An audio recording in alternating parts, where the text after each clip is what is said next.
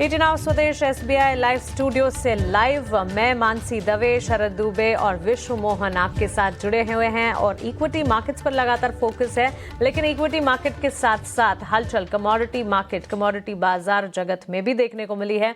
Commodity market से जुड़ी सारी हलचल लेकर विश्व मोहन अब हमारे साथ मौजूद है। विश्व Mohan, non agree commodity, energy pack और साथ ही बुलियन मार्केट, प्रेशियस मेटल्स में चाल थोड़ी सी फीकी पड़ी है सोने चांदी की, राइट? कल पड़ी थी लेकिन आज वापस से तेजी लौट आई है और रिकॉर्ड के करीब ही घरेलू बाजार में सोना और चांदी दोनों हैं। इंटरनेशनल में रिकॉर्ड पे सोना है और चांदी 14 साल की ऊंचाई पर। लेकिन आपको आज क्या करना है यही आज बात करेंगे कमोडिटी टॉप 10 में। और शुरुआत हम बुलियन मार्केट के साथ ही कर लेते हैं क्योंकि यहाँ पर एक्शन काफी ज्यादा दिख रहा है। सोने की अगर चाल देखें तो 1,07,000 के बेहद करीब है। हमने 1,07,226 का नया रिकॉर्ड देखा था, उससे बहुत दूर नहीं है, 300-400 रुपए की दूरी बची है, तो रिकॉर्ड के करीबी है।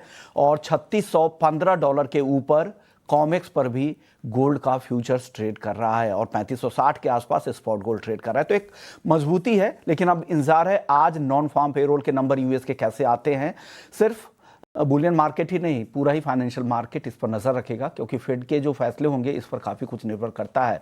हालांकि सितंबर में ब्याज दरों की कटौती को लेकर जो संभावनाएं हैं वो अब काफी ज्यादा तेज हो गई है। 98% ट्रेडर्स मानते हैं कि इस बार 0.25% की कटौती 17 सितंबर को फेड कर देगा। चलिए इसी पे चर्चा शुरू सबसे पहले करते हैं। हमारे साथ दिग्गज एक्सपर्ट अनुज गुप्ता है। अनुज जी, सबसे पहले गोल्ड पर राय दें। आज नॉन फार्म पेरोल एक अहम आंकड़ा, इस आंकड़े से पहले सोने की चाल कैसी रह सकती है, पहले क्या करें और बाद में क्या करना चाहिए, दोनों रणनीति बता दें। देखिए, आपने बिल्कुल ठीक कहा कि इस बार इंटरेस्ट रेट कट होने की जो एक्सपेक्टेशन है वो ऑलमोस्ट 100% होती हुई दिख रही है।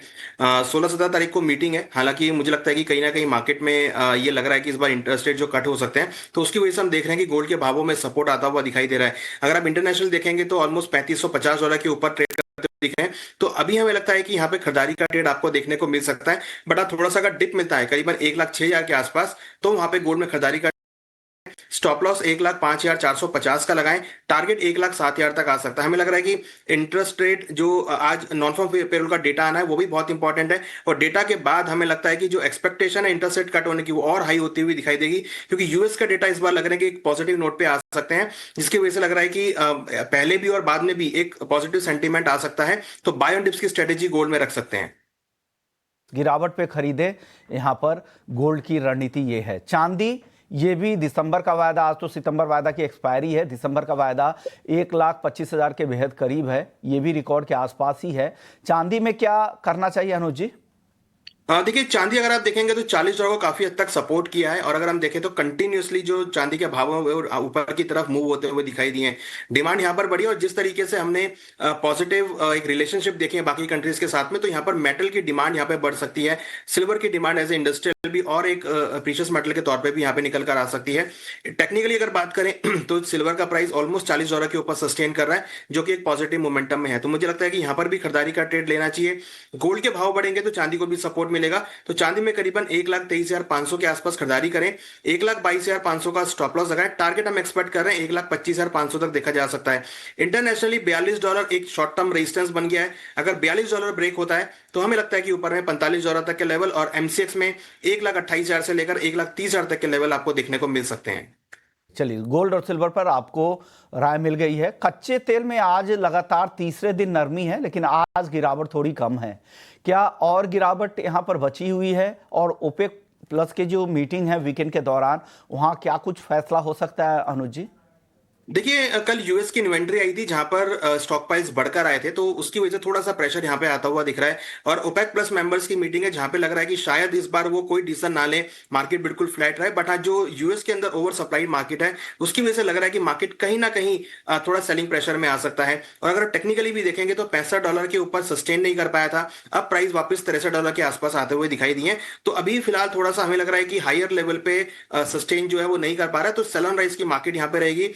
क्रूड में करीबन 5640 के आसपास बिकवाली करें। 5710 का स्टॉप लॉस लगाएं। टारगेट करीबन 5520 तक देखने को मिल सकता है। अब बेस मेटल्स पे बता दीजिए, यहां पर आज दिन के लिए कोई टॉपिक आपकी तरफ से है क्या अनुज जी? देखिए बेस मेटल में यहाँ पर हमें कॉपर के अंदर एक मोमेंटम देखने को मिल सकता है। हमें लगता है कि कॉपर में एक ट्रेंड पॉजिटिव होता हुआ दिख रहा है। ट्रेंड यहाँ पे अच्छा खासा आता हुआ दिख रहा है। प्राइस 900 के ऊपर सस्टेन करते हुए दिख रहे हैं। तो नीचे में 902 के आसपास लेवल मिलते हैं। 102 रुपए की गिरावट आती, खरीदारी का ट्रेड बनाए। 897 का स्टॉप लॉस लगाए। टारगेट ऊपर में 910 तक देखने को मिल सकता है। हमें लगता है कि बेस मेटल के अंदर भी पॉजिटिव ट्रेंड रहेगा। जिस तरीके से यूएस और जापान की एक ट्रेड डील पॉजिटिव होती हुई दिख रही है, तो डेफिनेटली लग रहा है कि बेस मेटल की डिमांड यहाँ पे बढ़ सकती है। मेटल्स की डिमांड बढ़ेगी, यहाँ पर कॉपर खरीदने की सलाह आ रही है। कच्चे तेल में सेल कॉल थी, ये कॉल आपके लिए स्क्रीन पर है। अब एग्री मार्केट की बात करते हैं। अनुज जी, कल धनिया में जबरदस्त तेजी थी, 6% का ऊपरी सर्किट लगा था। क्या होगा सर, आज किस तरह की चाल रहेगी? आज भी 2% से ज्यादा की तेजी शुरुआती कारोबार में दिख रही है, 8,240 के करीब। क्या यहाँ मुनाफा वसूल ले या और तेजी बची है? देखिए कल हमने जो बढ़त देखी थी उसमें काफी अच्छे वॉल्यूम्स और ओआई ऐड होते हुए दिखाई दिए थे, और मुझे लगता है कि प्राइस काफी लोअर लेवल से रिकवर हुए, तो यहाँ पर अभी सस्टेन हो सकते हैं प्राइस।